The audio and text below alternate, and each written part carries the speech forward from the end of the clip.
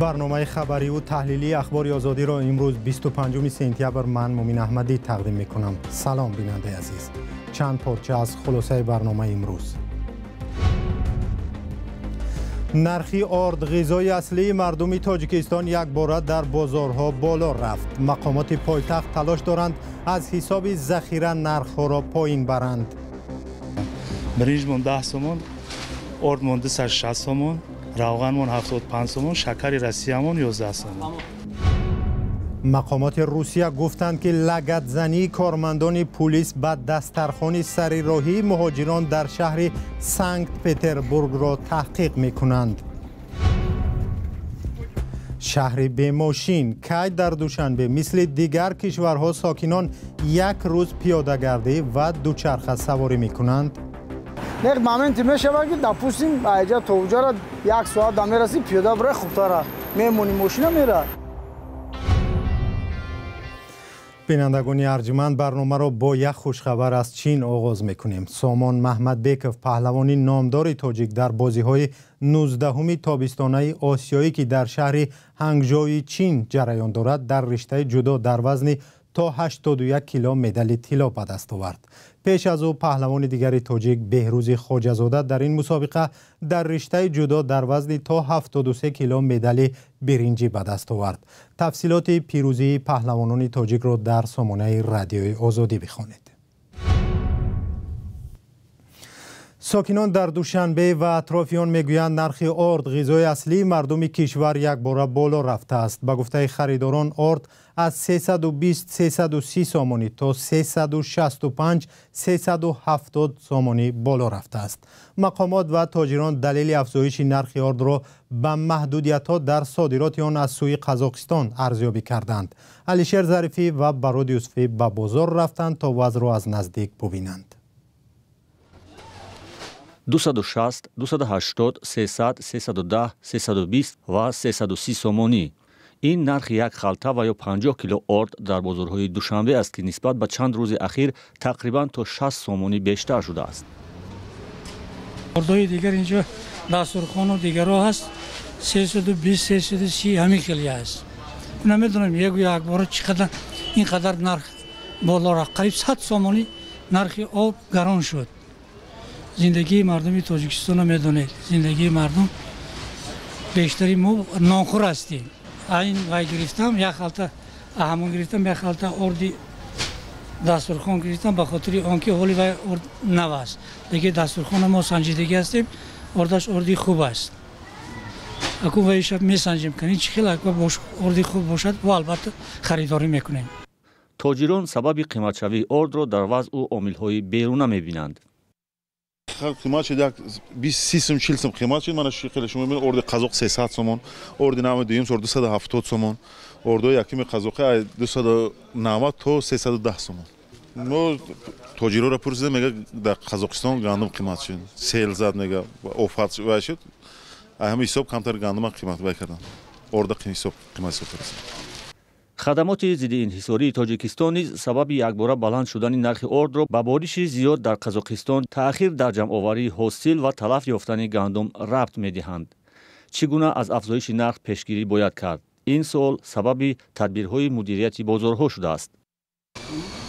ما کارمندان ماموریت جسمی مرکز سودای استقلال کوشش به خرج داریم که نرخ محصولات آرد بلند نشود. از این لحاظ یک مرکز از حساب ذخیره مادی نزد حکومت جمهوری تاجیکستان تشکیل کردیم که تا اینکه نرخ آرد بلند نرود. باز ما در نرخ نوای ما در ذخیره حکومت شهر 260 سومون است. این معین شدگی است. این خوشنام همش جابجا موندگی است. برنج مون 10 سومون، آرد مون 260 سومون، روغن مون 75 سومون، شکر روسیه مون 11 سومون. طبق اطلاع رسمی در 8 ماه سال روان از جانب 61 شرکت به تاجیکستان زیاده از 590 هزار تن گندم وارد شده است. حالا نرخ یک تن گندم وارداتی از قزاقستان به تاجیکستان $350 آمریکایی پیش بینی شده است. این در حالی است که 4 ماه پیش آن از $240 تا $260 بوده است.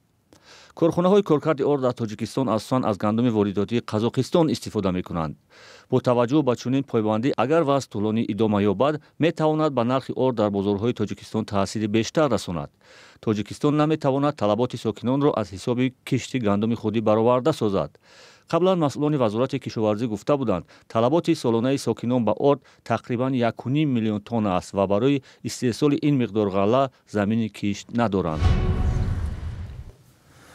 риёсат корҳои дохилии Санкт Петербурги Русия ба таҳқиқи навори ҷанҷол барангезе шурӯъ кардааст, ки беэҳтиромии корманди пулис ба муҳоҷиронро нишон медиҳад. ин навор 30 августи имсол дар сохтмони Лахта Сентр, як иншооти ширкати Газпром дар шаҳри Санкт Петербург сабт шуда буд. дар он дида мешуд як корманди пулис қутиҳои нону шириниҳоро, ки муҳоҷирон таnovul мекарданд, лагат зада ба онҳо дағал гуфторӣ мекунад. сухангӯи вазорати корҳои дохилии Санкт Петербург охири ҳафтаи гузашта дар суҳбат бо пойгоҳи хабарии ведомствӣ гуфтааст, бар асоси ин навор тафтишоти дохилӣ таъин шуда, ширкатдорон ва ҳолатҳои ҳодиса муайян карда мешаванд. ба қавли ҳуқуқшиносон, дар ин навор зоҳиран корманди ҳифзи ҳуқуқ аз ҳадди ваколатҳои худ берун баромадааст ва барои ин амал метавонад танҳо ба ҷавобгарии интизомӣ кашида шавад. дар бунёди Лахта Сентр садҳо зодаи Тоҷикистон, Ӯзбекистон ва Қирғизистон кор мекунанд. ва хабари дигар, Иёлоти Муттаҳидаи Амрико мегӯяд тавриқи як барнома зиндагии 190 000 сокинони вилоятҳои Хатлону Бадахшонро дигар кардааст. дар ин барнома, ки шукуфоии Тоҷикистон ном доштааст, барои беҳбуди зиндагии сокинони ду вилоят Амрико $20 миллион сарф кардааст. ин чӣ гуна барнома аст ва бо ин маблағ чӣ сохтаанду чиро дигар кардаанд? дар гузориши ҳамкорам Маҳмудҷон Раҳматзода бубинед. ин нерӯгоҳи хурди обӣ зимни барномаи шукуфои Тоҷикистон бунёд шудааст. барнома 5 соли пеш бо маблағгузории агентии Иёлоти Муттаҳидаи Амрико оид ба рушди байналмилалӣ ва бунёди оғохон сар шуда буд. лоиҳа 16 ноҳияи вилояти Хатлон ва вилояти мухтори Кӯҳистони Бадахшонро фаро мегирифт, ки бо Афғонистон ҳамсарҳаданд. ба гуфтаи масъулини барномаи шукуфои Тоҷикистон, дар 5 соли гузашта зиндагии беш аз 190 000 нафар дар ин ду вилоят дигаргун шуд. It was a $20 million program financed by both USAID and by the Aga Khan Foundation. The project has touched the lives of hundreds of thousands of people in villages on the border of Afghanistan and Tajikistan, in the Hatlan and Gorno-Badakhshan provinces. лоиҳаи шукуфои Тоҷикистон бештар ба соҳаҳои беҳдошт, маориф, энергетика, кишоварзӣ ва дастрасӣ ба оби тоза равона шудааст.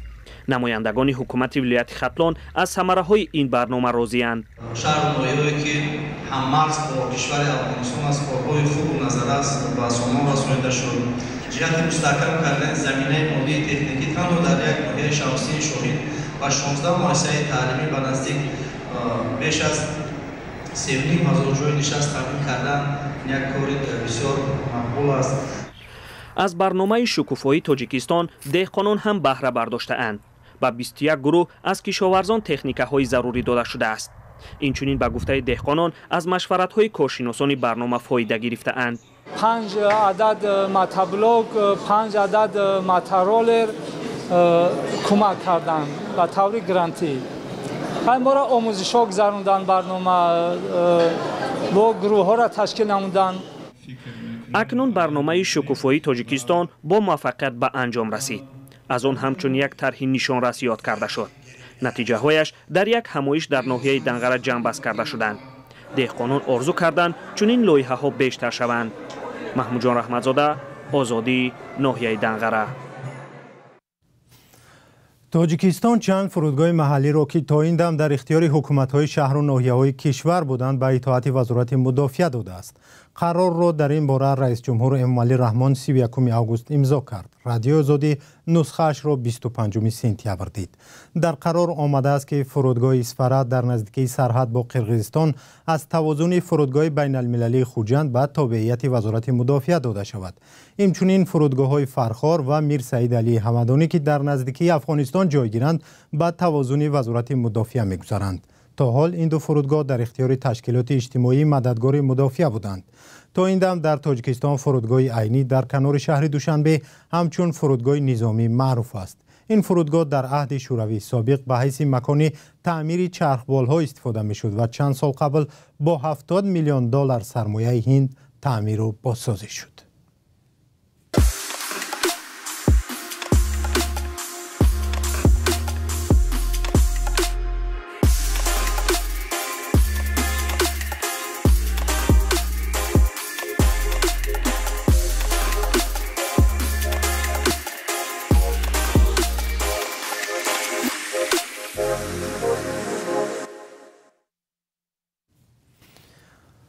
برنامه را با گزارشی از دوشنبه ادامه میدیم. در برخی کشورهای جهان در یکی از روزهای آخر ماه سپتامبر روزی بدون ماشین را تجلیل میکنند.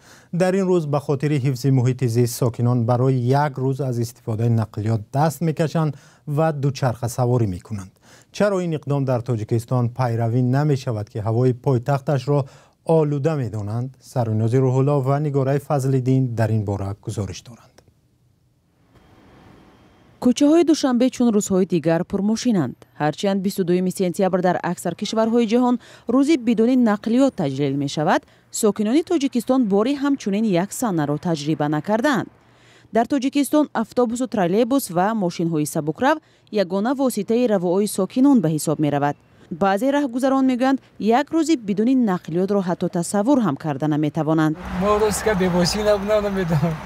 اگه داشتم های کرده ماشین ولی آنهایی هم که بدون ماشین می توانند به کار و منزلشان رسند کم نیستند. احد خالیقوف 40 سال است از دوچرخه استفاده می کند. به قول خودش دوچرخه‌رانی هم به سلامتی او و هم به محیط زیست تاثیر مثبت دارد. ماشین بسیار شدیده است دوشنبه دارو. همین بسیار شدیده است که اما سپارتینی بالاست پیدا میکنن. اما روز شهر دیگه جودن سپارتینی بالاست پیدا میکنن. اساسا بسیار شدیده است. در نیم سال 2023 به تاجیکستان بیش از 36,000 ماشین سبکرو وارد شده است که این آمار نسبت به همین دوره سال گذشته 21,000 عدد زیاد بوده است. ادریس هم ماشین دارد و هم سکوتر برقی. هرگاهی از تنبشوی زیادی ماشین ها خسته شود، کارش را با سکوتر انجام می‌دهد. هم خیلی خسته میشه که این اصلا دل نمی‌فورد که ماشین دار بوشیده. می‌فورد پیاده و گردی. یک مومنتی میشه که دپوسیم اینجا تا اونجا را یک ساعت دم میرسی پیاده برای خوبتره. میمونی ماشین میره. به تاجیکستان واسطه‌های نقلیات دست دوم زیاد وارد کرده می شود. سبب آن به گفته متخصصان پرداخت‌های نسبتاً پستری گمرکی بوده است. در دیگر کشورها برعکس. این در حالی است که سال گذشته سازمان IQR قرارگاهش در شویتزاریا پایتخت تاجیکستان را یکی از 4 شهر جهان نامید که هوا در آن به شدت آلوده یا ناپاک است. ساکنان هم میگویند اگر چنین روزهای مخصوصی بدون نقلیات در تاجیکستان راه اندازی شود، امکان دارد برای تازه کردن آلودگی هوا کمک کند. Нас вводит карандар, что почаще шавам خیلی کارو. یک هفته تیچن یک موده یک بار دو بار. متخصصان میگویند اگرچه استفاده واسطه نقلیات برای آسان کردن کار مردم مهم است، از طرف دیگر دود غلیظ آنها هوای شهر را افلاس میسازند که به سلامتی انسان ها ضرر دارد. این خیلی نادرست است. بسیار زوادها هم خیلی کار میکنند. هوا جزیر میشه، کیسلرود ویران میشه. بعد آدمی که همون نفس میکشه یگان کسل پیدا میکند. همیشه هم برای چیکار الکترون ماشینا برآورده است که اکولوژی شود. تجلیل روز جهانی بدون نقلیات 50 سال است در تمام جهان با هدف حفظ محیط زیست و سالمی انسان ها قید می شود. آنهایی که این سنه را تجلیل می کنند مردم جهان را به دست کشیدن از واسطه های نقلیات و سوار دوچرخه شدن حداقل برای یک روز دعوت می کنند. در تاجیکستان بغیر از جنبه اکولوژی مسئله از زیاد بودن تصادف های مرگبار نیز نگرانی می کنند. دادستانی شهر دوشنبه روزی 25 سپتامبر قرار حبس کامیاب فیض‌الله پسر فیض‌الله مشرب رکتور دانشگاه سلویانی تاجیکستان و روسیه را برآورده است. او را مسئول صدمه می‌دانند که شب 21 سپتامبر در دوشنبه روی داد و باعث به مرگ آوازخوان جوان نکروز نیازف گردید. سپاس که تا پایان برنامه ما را همراهی کردید. تا برنامه‌های دیگر خدا نگهدار.